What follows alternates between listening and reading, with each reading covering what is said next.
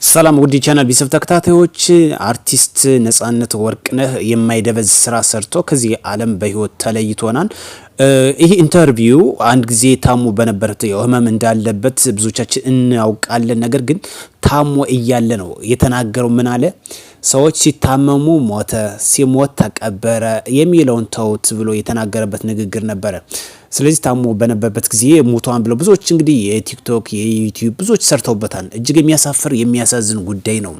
ነገር ግን ሞት ከሁላችንም ካፍንጫችን ስር ያለ የማይቀር ጉዞ ነው። በዚህ ጉዟችን ግን መልካም ለሀገራችን፣ ለቤተሰባችን፣ ለዘመዶቻችን፣ ለወገናችን፣ ለአካባቢያችን ሰርተን ብናልፍ መልካም ይሆናል። አርቲስት ነጻነት ወርቅነህ እንግዲህ ብዙ ስራዎችን ሰርቷል። እጅግ በብዙዎቻችን ልብ ውስጥ የሚኖር ተወዳጅ የሆነ አርቲስት ነው። በዚህ የማይቀር ጉዞ ግን ለሀገራችን፣ ለክልላችን፣ ለአካባቢያችን የሚጠቅም ስራ ሰርተን እንረፍ። አሁን ብዙዎቻችን ለስልጣን ብለው ጫካ የገቡ ወንድሞች አሉ። ከዚህ ደግ ሰው መማር ብዙ ነገር አለ።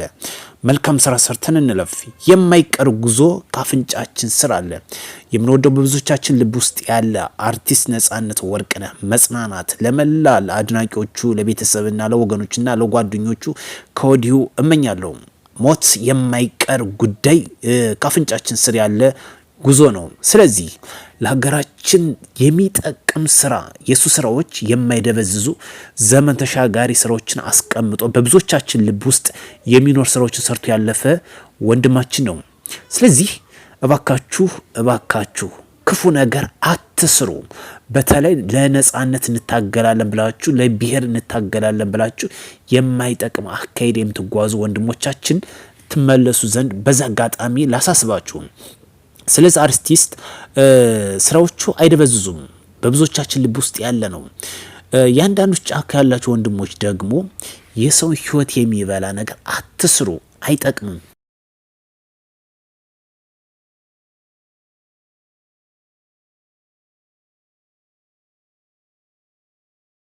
ለፖለቲካ ነጋዴዎች ማስፈጸሚያ አትሁኑ።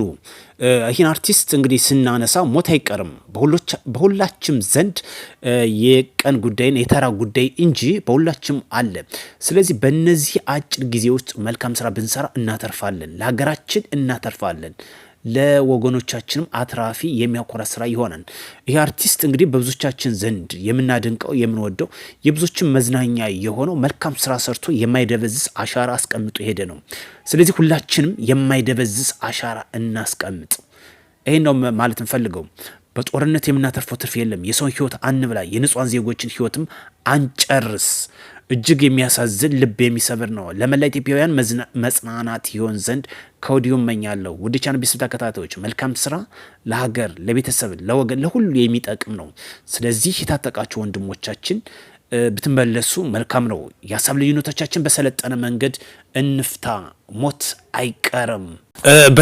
በተለይ በጣም ከምንወደው ከምናደንቀው ከህፃን እስከ አዋቂ ድረስ ከከፍተኛ አመራሮች እስከ ዝቅተኛ አመራሮች ድረስ በብዙ ልብ ውስጥ የሚገኝ አርቲስት ነው። በተለይ ጠቅላይ ሚኒስትሩ ዶክተር አብይ በተገኘበት በአንድ ወቅት ውስጥ ያቀረቡ በርካታ እንደ መዝናኛ የሚያገለግል የሀገራችን የማይደበዝዝ አሻራ አስቀምጦ ያለፈ ነው።